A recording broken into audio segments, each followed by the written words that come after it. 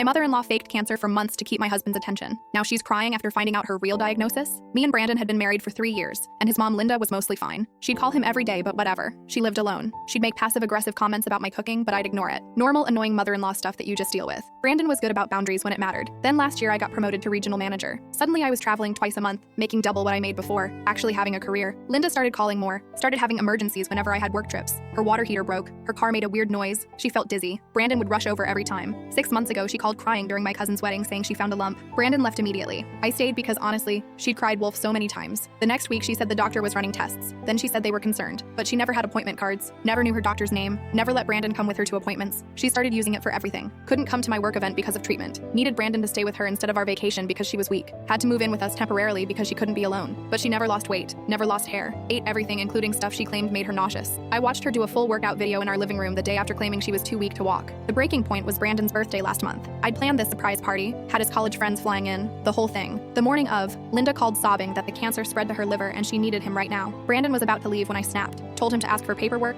test results, anything. He thought I was being cruel, but he asked. Linda lost it. Started screaming about how we didn't believe her, how she was dying and we were questioning her. But she couldn't produce a single document. Then Brandon's sister Sarah called. She'd been suspicious too and actually called every oncologist in Linda's area. None had her as a patient. She'd checked the hospital too. No records. Brandon confronted her directly. Linda kept changing her story. First the records were private, then they were at a different hospital. Then it was a special clinic we wouldn't know. Sarah pulled up Linda's Facebook where 2 days ago she'd posted about doing a 5K charity run next month. Hard to do with terminal liver cancer. Linda finally admitted she'd been exaggerating but insisted she really did feel sick sometimes. Brandon was devastated. Told her she needed help and he needed space. She left crying about how we'd all regret this when she was dead. We went to the party but Brandon was wrecked. His friends tried cheering him up but finding out your mom would fake cancer for attention isn't something you just get over. Linda kept texting him all night about chest pains, dizziness, numbness. He ignored them all. 2 weeks later Sarah called. Linda had collapsed at the grocery store and was in the emergency room. We assumed it was another stunt until Sarah said she'd seen Linda herself. She looked bad, like actually bad. Gray skin, could barely stand. The nurse seemed worried. The doctor came in with test results. Linda had stage 2 stomach cancer. Actual cancer. With actual tumors they could see on the scan. The oncologist estimated it had been growing for at least 8 months. All those times she'd claimed to feel sick recently were probably real symptoms she'd ignored while faking other cancers. Linda looked at Brandon and said, "I told you I was sick." Brandon walked out. I stayed to hear the treatment plan because someone had to. The doctor said it was treatable but would require immediate intervention. Linda kept asking where Brandon was, why he wasn't there for her. Brandon's in therapy now dealing with the guilt and anger. He goes to some of her appointments but won't be alone with her. Sarah handles most of the logistics. Linda's responding to treatment but complains constantly that no one believes she's really suffering. The boy who cried wolf except it's a mother-in-law who cried cancer. The extended family found out about the fake cancer thing right before the real diagnosis,